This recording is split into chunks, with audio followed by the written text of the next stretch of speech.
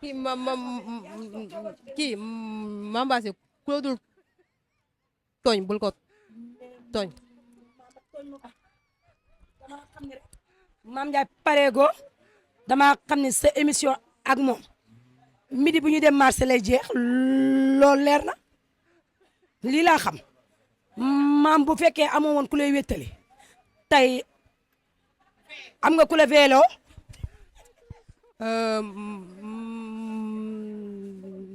macha allah ñu nekkaat ba tey si waaw laytaayu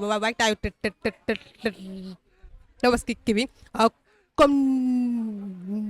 ni ma leen ko waxee woon rek jaay ko du xare jaay ko du tissu jaay ko du gerefaas jaay ko du dàll yi ñëpp si biir moom la ñu bokk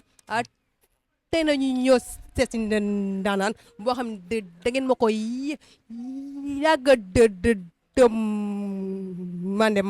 macha allah kii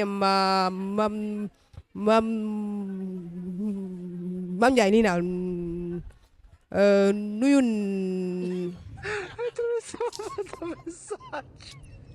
la bégayeuse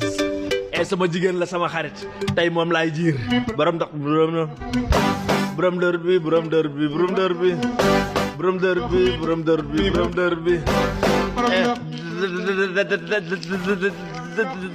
daa dër ba yàqu la bégayeuse